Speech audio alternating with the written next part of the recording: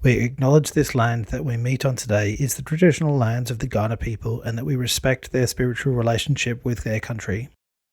We also acknowledge the Kaurna people as the custodians of the Adelaide region and that their cultural and heritage beliefs are still important to the living Kaurna people today.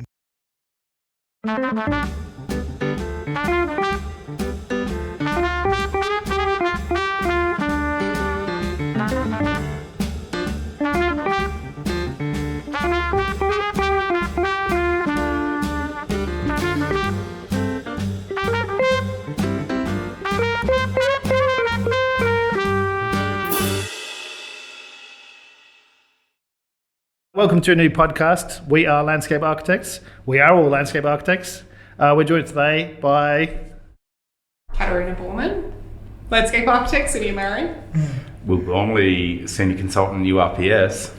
Mauricio Herrera, senior landscape architect at Sproutt.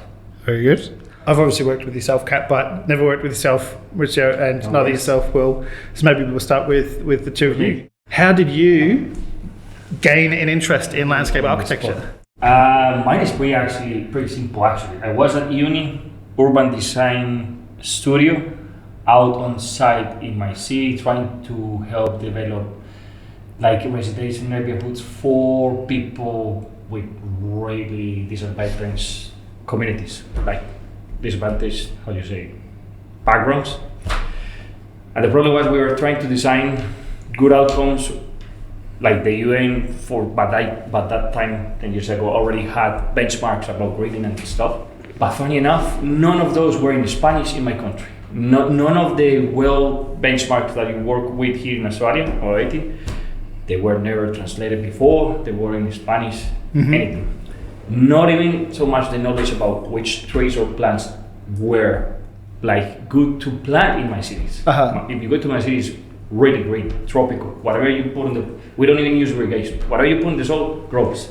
But the only urban tree guides, UN endorsed garden shapes and anything, were by forestry or agronomous backgrounds or economic backgrounds, not for urban design, for proper living of the people. So I saw who the heck is designing the urban design here?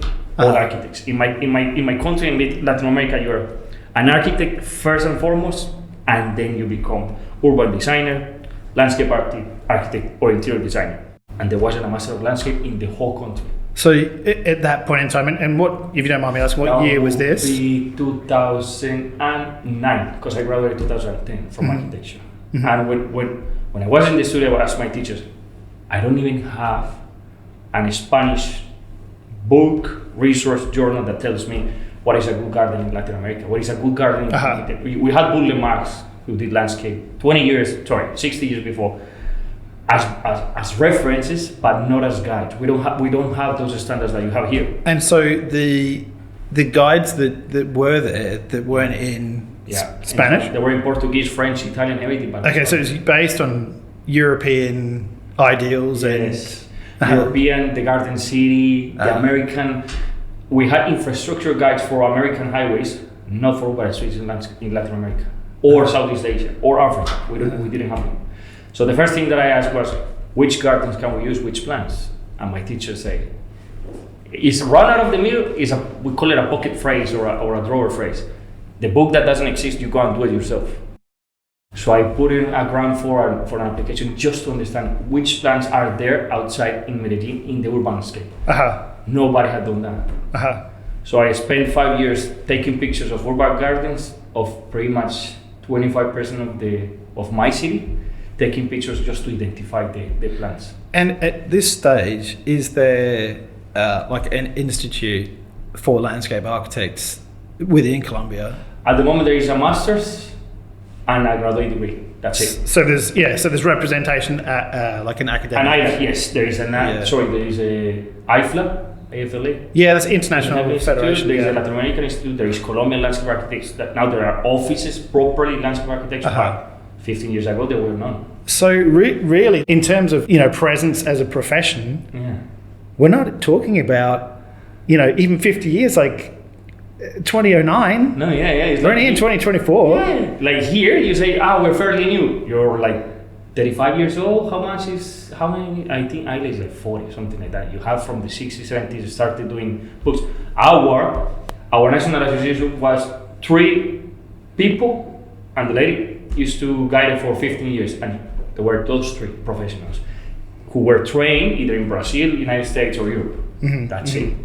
Now we have offices in my city and everything because population growth has exploded, city, urbanism, everything. Now we're actually references in greening, urban, intermodal transport, all those things. But 15 years ago, there was just one master's, one graduate degree, and not many books about that. And so I wonder if landscape architecture as like a subject is pulling together a lot of information from completely, different areas that already existed, that were already, kind of maybe doing parts of elements of landscape architecture, but are only just putting it together now under that banner. Urban design, that would be for us. What's the difference between an urban designer and a landscape architect? Here, there is a clearish way. United States, you have the clearest way. Latin America, Southeast Asia, Africa, some parts of the Mediterranean, they don't distinguish.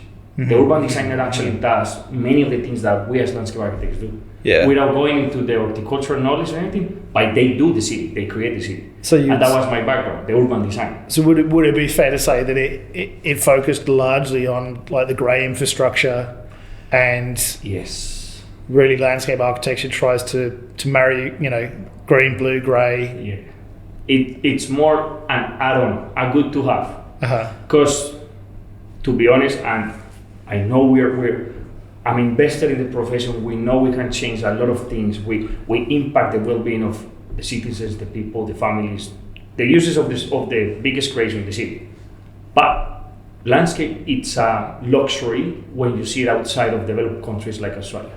It's that simple. In my city, where you have 60% of the people living under the economic threshold of well-off, for them, it's not important if I put certain kind of tree in their street. It's more important to actually have the paved street first.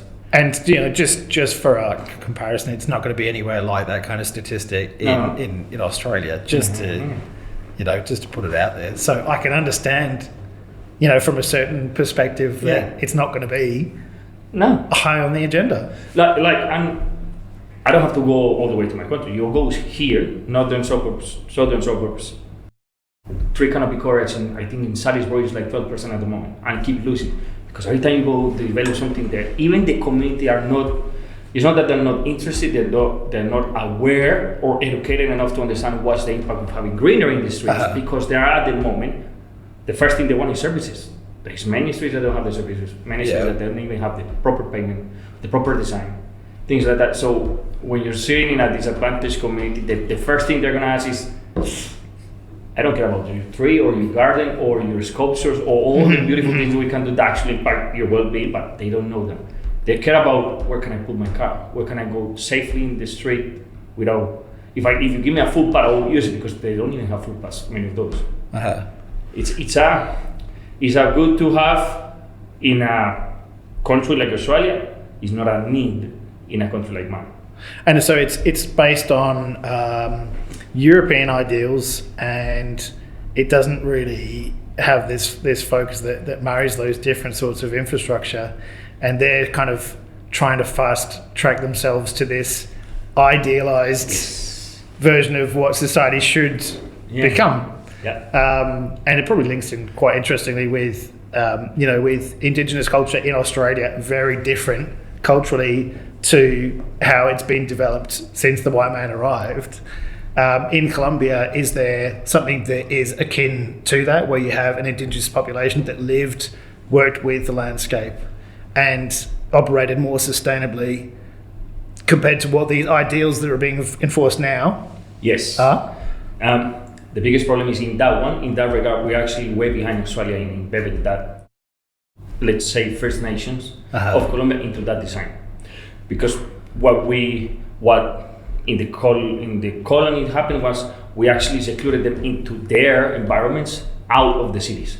There is not many Aboriginal communities in our cities. If they are there, it's because they were displaced by violence, by greedy big corporations, by governments, by even the citizenships that not agree with them in many things, and they have a really different way of culture.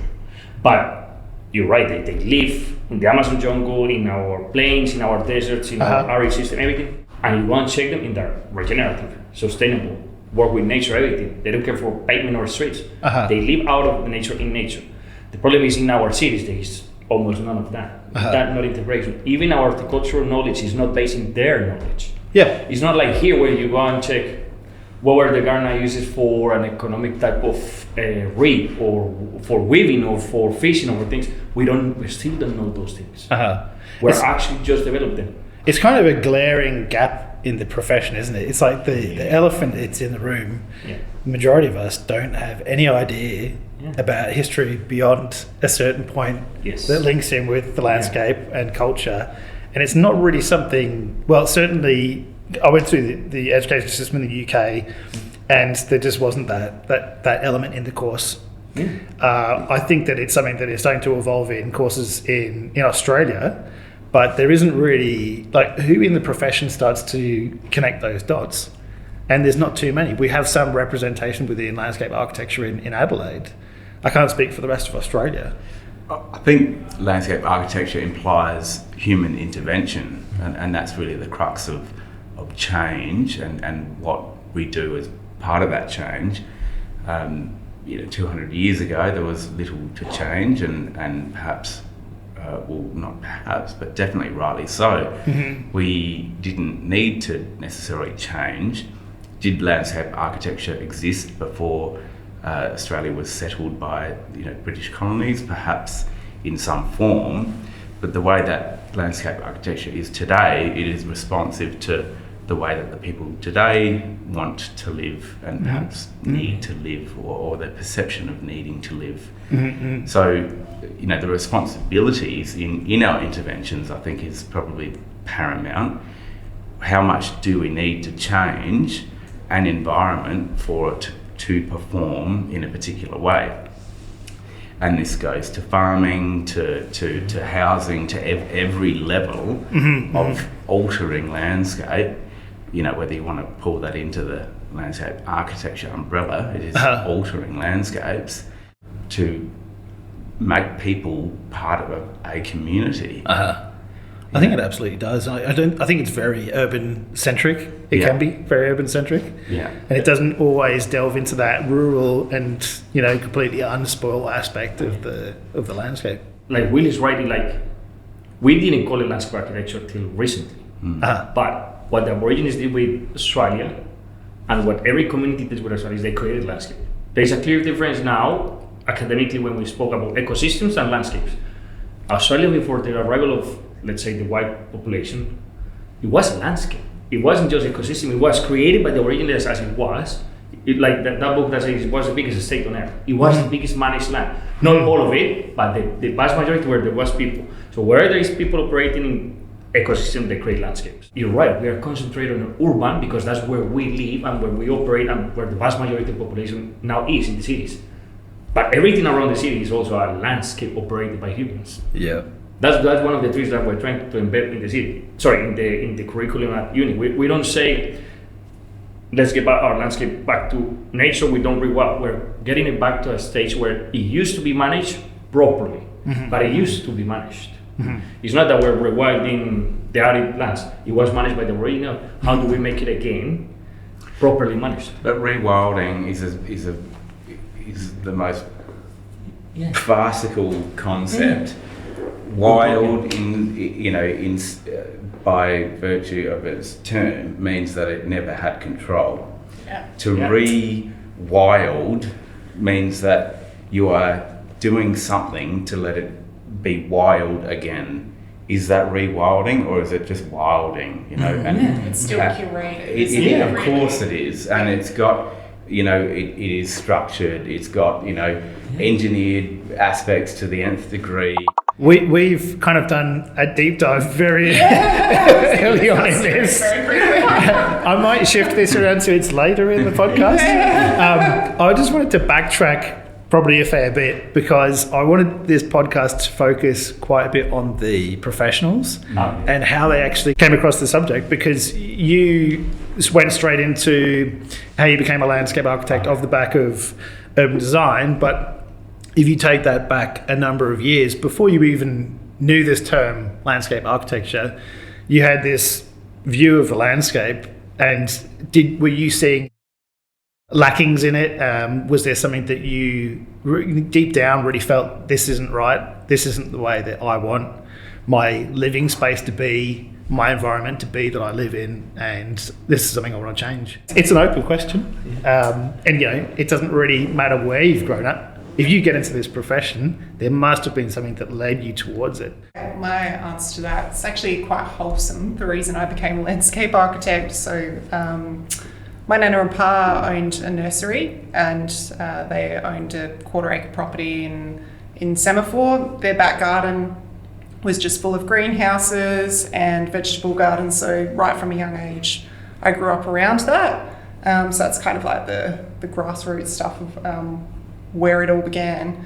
But going back to your question, it's actually in primary school. I remember learning about global warming for the first time. Okay. So we had our teacher was sick for the day, and we had a film teacher who taught us about CO2 and carbon emissions, and this just blew my mind. And I was like, I'm going to save the world one day. I'm going to, stop global warming. And that was for me where it all started. So much so that there used to be this competition called the Tournament of Minds. I don't know if you guys ever did it, no? So you were given a challenge, and you had to do like a short play. And in our challenge, we had to develop a machine that sorted 3 tennis balls and 9 ping pong balls. And our story behind our play was that it was oxygen and carbon dioxide were the ping pong balls and the tennis balls, and it was we created this machine that sorted them and then cleaned the atmosphere. So anyway, that's for me where it all started. It was global warming and wanting to make a change in that space. That's great. It's like a really tangible idea. Yeah. So early really on. Idealistic as well. But Yeah. But it's also interesting that you used the term global warming, yes, as it probably was known as then. Back I was then, literally speaking with an in-house arborist at council this week, and he said that there was an active move to change the terminology from global warming to climate change. And now to climate emergency. Mm-hmm. We already saw, this year we already saw 5 out of the 14 or 16 more developed countries have actual climate emergency events. Yes. So, it's huge. It was horrendous to see what was going on in Valencia, quite recently. And Spain, it just looks like something out of, they don't make disaster films anymore because it's happening for real. Yeah. And yes, disasters have always happened, but the frequency and the intensity is at such a point now that, how much longer are people just going to, ignore it? Is this the new norm? Can I give you the answer of the weird migrant that always asks the same question? Why the heck do we keep building things in bushfire zones?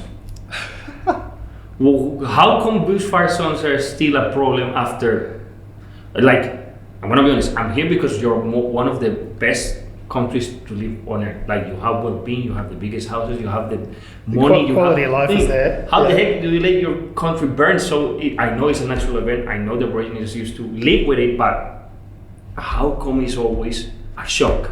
Why are we now so badly prepared every year?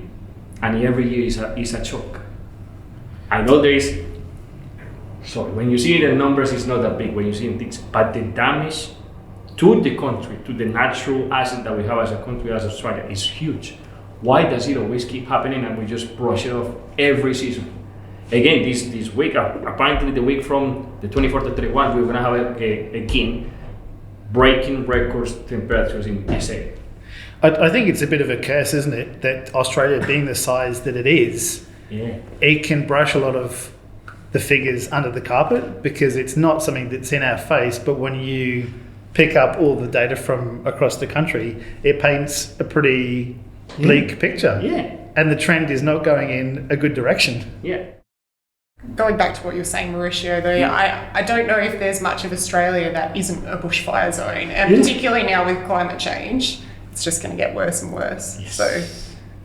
So we have to build somewhere, but we have to do better at managing it. So and preparing for it and building in the right way that things can sustain a bushfire. Perhaps to give a different climate factor that people are dealing with.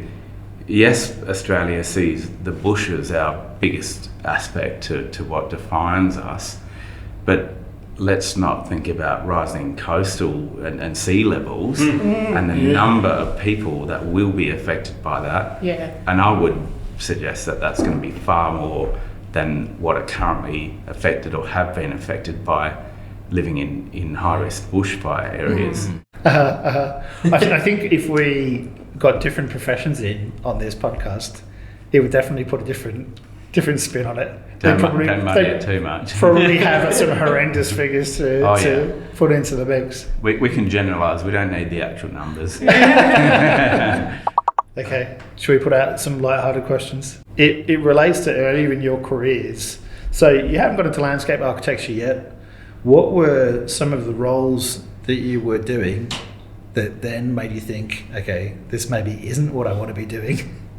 But you've had some funny experiences within those jobs and roles, and then it's maybe led you down the path to landscape architecture. Interesting question. My background is in urban design and town planning, probably equal to landscape architecture now. And with that meant that I was managing and still do developments. So we facilitate development as town planners. We work for clients that want the best for them and manage what is the best for everyone else, and that means everyone else that is involved, whether that be the community, a decision maker, or simply a good outcome. Ultimately, what a developer's opinion on something that is good is not necessarily what others would agree with, but I think that management is part of the job. Bringing landscape architecture into the mix with that is and probably more so now than it was 10 years ago, fundamental. We've now got planning controls around the need to plant trees. We've got increased protection on the removal of regulated and significant trees. People are starting to understand that landscape architecture isn't just a sprinkle of garnish on a dish. It is fundamental to a development, and that's being built into legislation and decision making, and it's fantastic to see. So, and that's probably one of the most warming parts of my profession and my job that I have is now there is more to angle from because we have this to back us in with and creating ultimately better outcomes. No one could disagree that an extra tree isn't a good thing. There are some people that love concrete paradise and would rather pave an area that probably should have some garden, but see the tree as a nuisance rather than a some trees can be, and we can argue that they should either go or should not be planted, but that's our job, isn't it, to say what should go in to make the best of what it can be. And I think that's probably one of the best parts of being in the profession. I worked hospitality whilst I was at uni, and before I actually went to uni, in fact, I remember being in a full-time cafe job just out of high school, and I took a gap year, and my dad was concerned that I wouldn't go back to study if I did that, but that job definitely made me want to go back to study. It was run by a family who were a little bit dodgy. I believe there was some drug dealing happening in the office. Very, very bad, poorly managed restaurant, and it just made me go, I don't want to work for people like this. I don't. I'd like to be. I like to be a professional. So that was definitely one of the experiences that pushed me and drove me to do something a bit more with myself. I think it's the really mundane jobs that don't have any creative outlets to them. Yeah. That maybe put me on a certain path to getting into landscape architecture. And I think a lot of those roles actually came whilst I was trying to pick up work experience in landscape architecture. So I'd already got my degree, but I was looking around for that experience, but having to work casual jobs in the meantime. Yeah. And yeah, it's just definitely a point of frustration. I think it was like lacking in portfolio that hurt me. Yeah. But I think that it's still going to be a huge hurdle to overcome to actually get in the fold somewhere. And I don't know if we're lacking enough roles for people to be able to step into, if it's more of an expansion of like apprenticeships so people can get some experience and you can actually kind of start to gauge them as young professionals and start to look at where they can build up their skill sets to become really useful parts of companies. Well, it's tricky. South Australia, the industry is quite small, so those opportunities are limited, and there's quite a few graduates coming out of the university, and yeah, there's not enough jobs for them, so they have to look interstate, overseas. The apprentice model is a very interesting one, and I had a discussion with a colleague recently about it.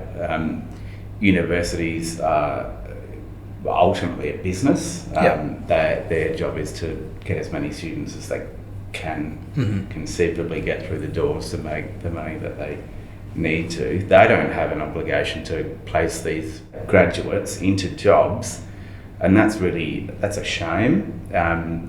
Where if these students had an opportunity to be embedded within a workplace that then they may end up being employed in, that gives them the greatest opportunity to fulfil their dreams ultimately. Why else would you study something if you don't want to carry through with it professionally? It is a big leap to go from that kind of academic environment into a professional one where you are looking for results. The turnaround of work is much more rapid and absolutely required for those businesses to actually operate.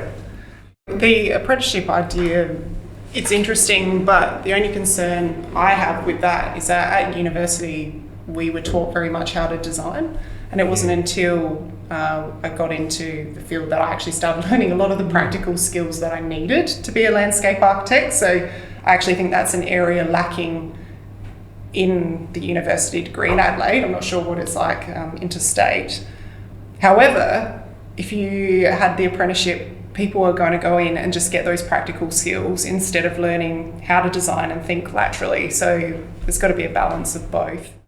Yeah, and then you shift from tertiary education in a university setting to a more of a vocational type education, and is that right? Probably not. Yeah. Unis tend to be about teaching people how to seek answers and not necessarily do the doings. You do that in the job, and perhaps the curriculum within the academia is not necessarily aligned, but that's a result of how that's structured. I won't comment any further. I cannot comment any further too, because I'm actually helping to develop the curriculums, but there we go. Yeah. That's the trick. Like when you check how much time a student has at uni now and how much they're gonna have in the future, it's a lot of knowledge that you want to condense into just 2 years, and it's not enough. It will never be enough. So it's preparing them to acknowledge that, to know where they want to go or which ideas to have, because not all the students will do the same. Like us four, we do really different jobs. Absolutely, and it just seems like it's an expanding horizon. Yeah. In landscape architecture, there's so many subsets of the profession, and you could focus on one particular area for your whole career. Yeah. If that's what sustains your interest. Yeah. But there's technology that's emerging that's changing the profession. I think it's an exciting future for the profession, and I hope that there's those sorts of conversations and collaborations between disciplines are happening, even like at an academic level, So that when we get those new waves of students coming through, they've got something that, professionals who've been in the industry for a while can sit up and say, I haven't seen that before. Yeah. I can see how we can utilize that. Well, I'll tell you now, the students are doing the AI thing already viciously. Viciously. I have to keep up with them in a lot of things, telling them what's really wrong with that and what's really good about it. But yeah, it's coming up big. VR, AI. I reckon my biggest complaint with AI is that it doesn't invite critical thinking. Oh, yeah. You can't teach somebody who's just going to go talk to an AI and say, I would like this visual representation to be X, Y, and Z, because you actually have to evaluate what that site is all about at the moment, how it's functioning, who's going to be using it, and no one can tell you, oh, this is not going to work, unless you've actually had a bit of experience in the field. I wonder if it'll end up like social media, where we're going to have an age limit on being able to use AI, so that our younger generation can actually develop that critical thinking before they get to use that tool. It's so easy to spot as well. Yeah. I think all of you have probably had experience going back and doing some critiquing at the university, and there's students that some of them lean too much into the visuals, and you can put simple design questions to them. Just tell me about this design. Tell me how this space operates. Use some informed design language to tell me about it. And they're just telling you about the things that are in that image that you're looking at. And how it all connects is just, sometimes they can't really elaborate at all. It can be simplified right down to one thing. This is what I'd always ask almost every single student is why. It's just why. You have to be able to tell me why you've done something. So It should be the fundamental question, because if it's just about putting something that looks good in front of you, you don't have to be a landscape architect to do that. No. It's just typing in a couple of keywords and saying, I need this image to show this, this, and this. Yeah. And that's not where we're at. So I'd argue that they should be enforcing that critical thinking more so than just, a nice colour palette. Yes. Okay, some less serious questions. Mauricio, if you were not a landscape architect, what would you do? What would be a librarian? Is A that what it's librarian? Librarian. Librarian? Yeah, I would love to just have a coffee shop with a bookshelf, lend them, sell them, sit there, read all day, have coffee, and that's it. My ideal job was getting paid to read. Yeah. That's it. Being a librarian. And have you got a special skill set that doesn't really apply to landscape architecture? I can hold my breath pretty long, so I play underwater rugby. It's a weird sport. Underwater rugby? Yes, it's a weird sport. Wow. Australia is actually one of the good countries to do it. Colombia is actually the reigning champion in both clubs and nations. Is that quite close to water polo? Yes, water polo is all played on the surface. The ball never goes on the waterline. Underwater rugby is all on the waterline. That must be a brutal game. It's freaking awesome. It's you throw a team of 6. The counterpart is also a team of 6, and you battle it out. You punch each other, everything under the water, holding your breath. Yep. As long as you can, just to grab a ball and put it in a basket. So you must be a pretty accomplished swimmer as well. You would think so, but when you see me, like if I do like freestyle in the surface, I look like a wet butterfly that just landed on the pool, or like one of those games. But if you get me underneath the water, we're amazing. That we love playing the thing. We like it's weird. It's the only sport that I know that is played in 3 dimensions. Because you're in the standing still in the water, so you play up, down, sideways, and everything, and you can be attacked from everywhere. It's a pretty amazing sport. That is amazing. I never would have picked that. Yeah, nobody that looks at me and says you don't play anything that is contact sport. I do it, but in the water. That wasn't on my bingo card. Yeah. That's weird, yeah. How about yourself, Will? If you weren't a landscape architect, what would you have done? This is a tough question, and it's probably not one I can answer right now because I've been so busy I haven't had the time to think about it. It's also one that I haven't really had to think about because I enjoy the work that I do across the sectors that I work in. So, I've never had that moment where I'm like, I'm going to throw it all in, I'm sick to death of it, I'm changing careers, nothing, none of that. And I fell into my career a few years after I started studying a few years after I finished high school, Mm-hmm. and that probably gave me the opportunity to work out what I wanted to do. Yeah.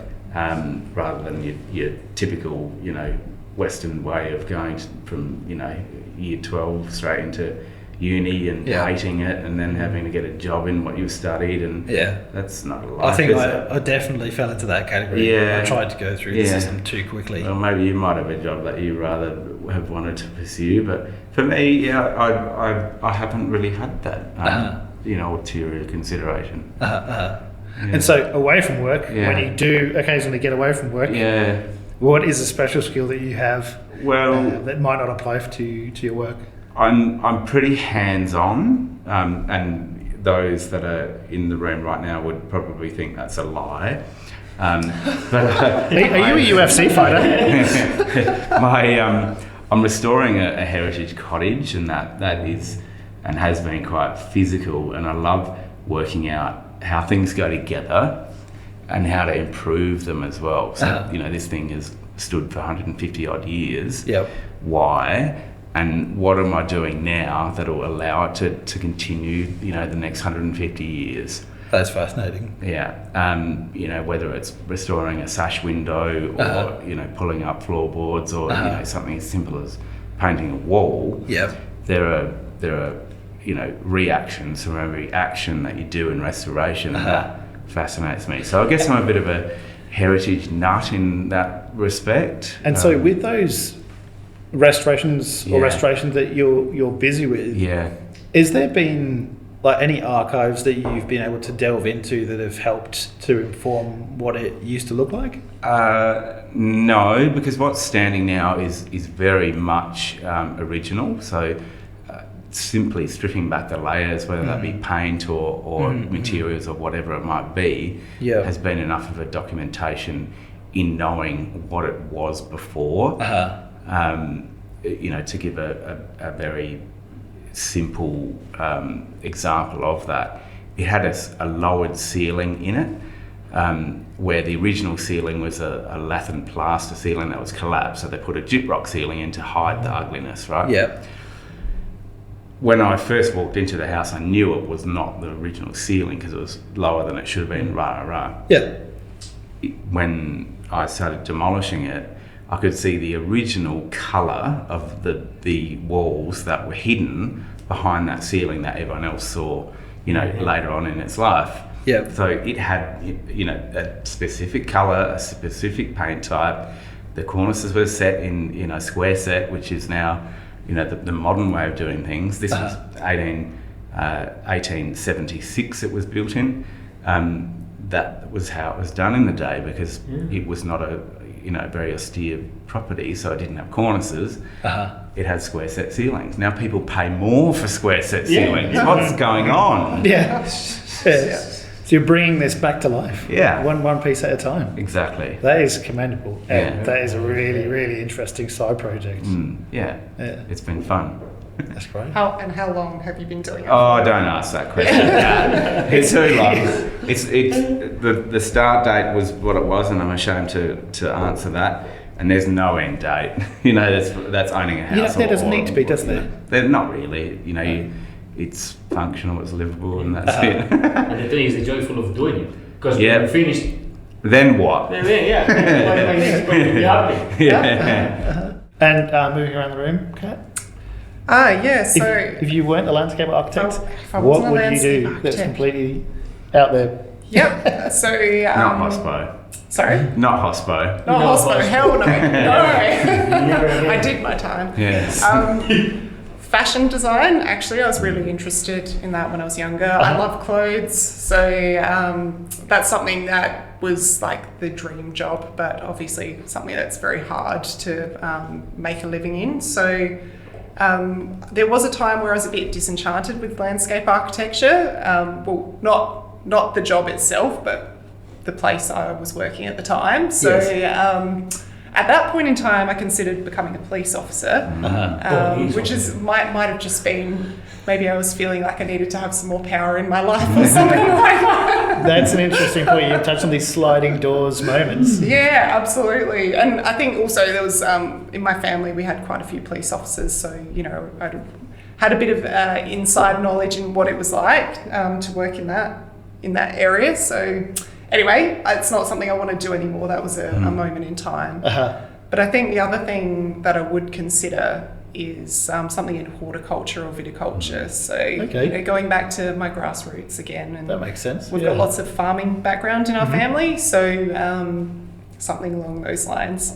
So interestingly, whilst there was only one thing that came out of being disenchanted and thinking of, sidestepping, I also think that because I love landscape architecture, but I love the variety in it. So it does mean that I've also got a lot of interests as well outside of landscape architecture. So there's lots of things I'd love to do, but I do love what I do. And what's one special skill that you have that maybe doesn't connect at all with the profession? That's a really tough one. The only thing that came into my mind, and I'm sure that this isn't unique to me, but I do have an eidetic memory when it comes to anything that my partner has left around the house.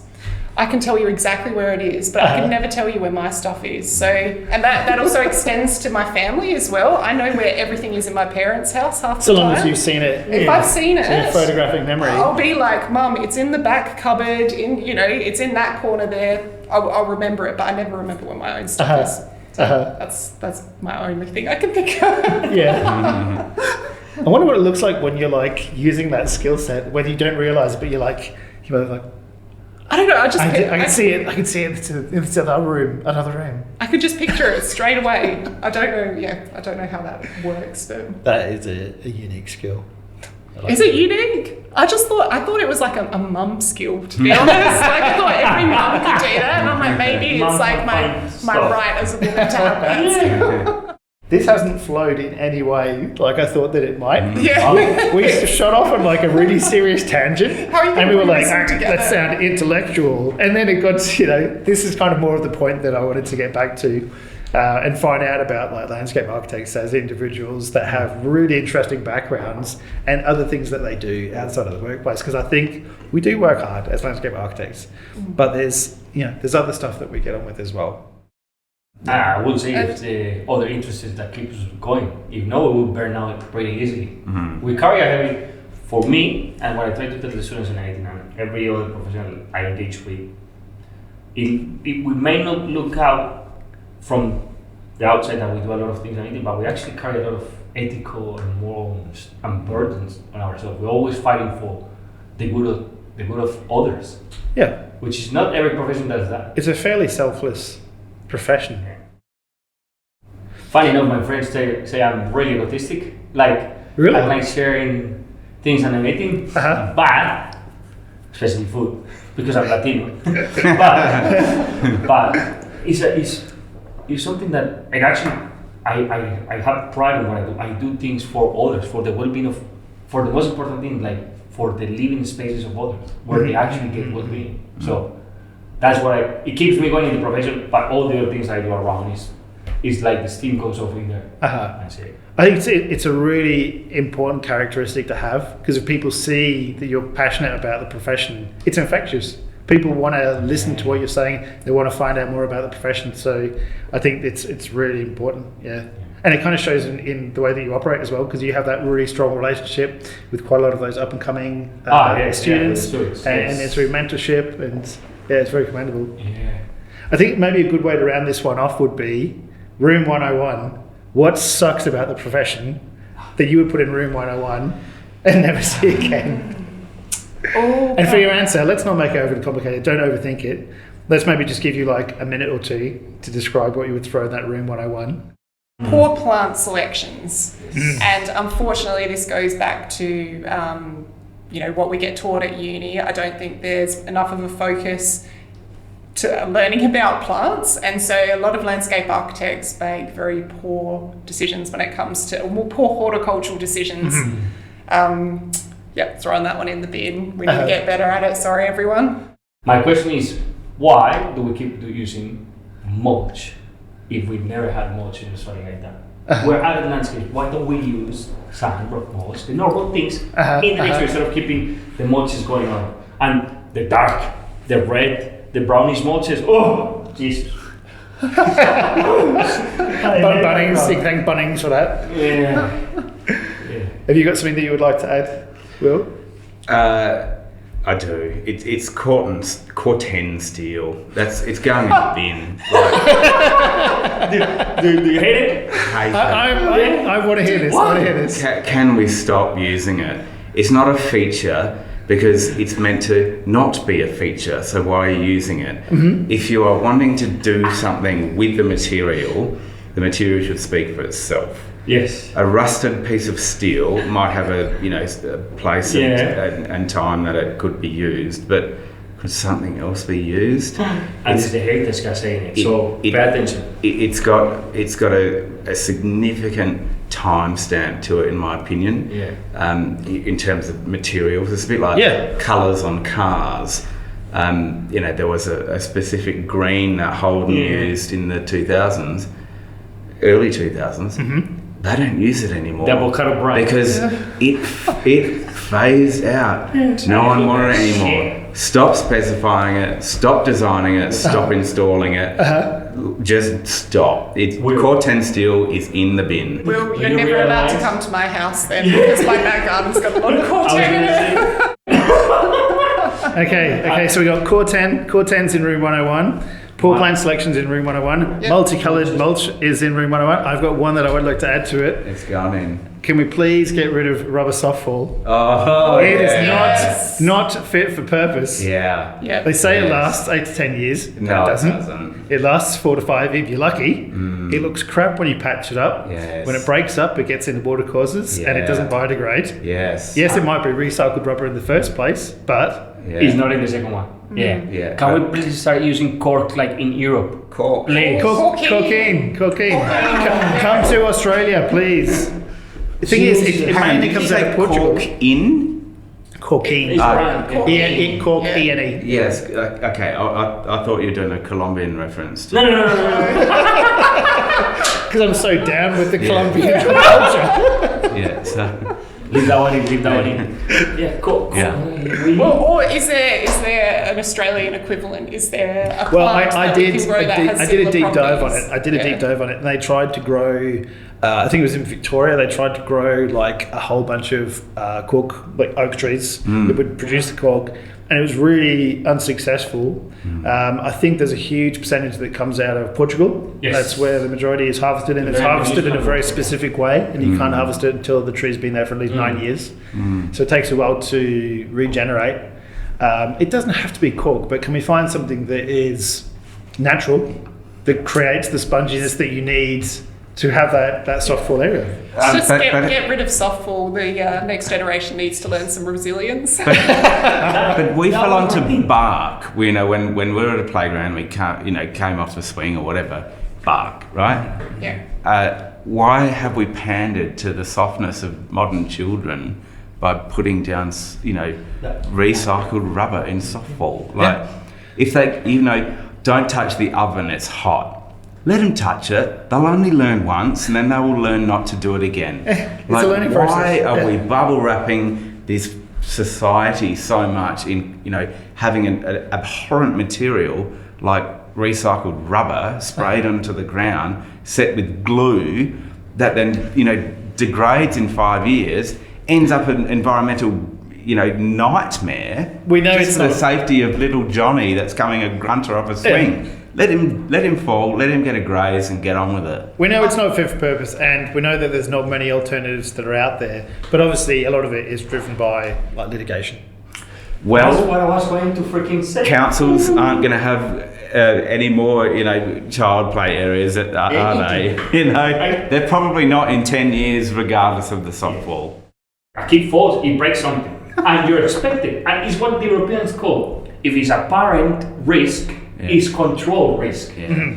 If you keep dressing the risk with mulch, things like that, it will happen what everything happens here. Kid downstairs night into the mulch.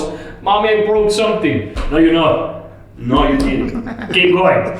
Break something actually. Please bleed something. I'm freaking tired of it. Everything is too steep, it's too low, it's too high, it's too bright, it's too hot. It's everything. I'm like, we're gonna end up with McDonald's type play spaces everywhere. I think this subject could potentially be like a whole podcast worth of content. Yeah. So I'm going to round it up now. Thank you very much. Before you do, can I just ask you one question? Because I don't believe any of us have kids, do we? You don't have kids? No. Can I throw it back to you and see what your thoughts are since you do have kids, Mark? I would say since I've had children, I've become more cautious. I think when I used to design play spaces, the ideals that I had in my mind were far more on the side of risk-benefit. And I still see that to some extent, but there's nothing worse than when your kid gets any kind of injury. And they're wailing out, and because you have that bond with them, that's what's setting you off. It's not some like uninformed hatred of standards. My question would be, would you go and sue the country just because your kid went down the wrong side of the slide or something like that? No, it's this litigation that you have to blame it on somebody. Why? The kid just went down the slide the wrong way or something. Yeah. That's it. No, might need a bit of money. It's misuse. Misuse leads to the injuries, and really the off-the-shelf playgrounds cause far more significant injuries than your nature plays of the world. So I think that I think if play can become maybe less formal, then that's the way forward. You risk a revolution in Australia. You say something like that, and we're gonna get picket lines. It really depends what you call it. If you call it a piece of art. Oh, it's not intended for play. Our kid's going to come and play on it if it looks like it's fun. Hell yes, they are. Yeah. All right. Thanks, Katarina Baumann, City of Marion. Thank you, Will Gormly of URPS, and thank you, Mauricio Herrera Villa. Is it Villa? Yeah, just call me Mauricio. My name is too long for Australia. Yeah, and by the way, Will, congratulations on becoming accredited as landscape architect. You're the newest landscape architect in the room. Yeah, well, that's right. Yes, thank you. Yeah. I'm a real boy now. All right, we just did the first ever episode of We Are Landscape Architects.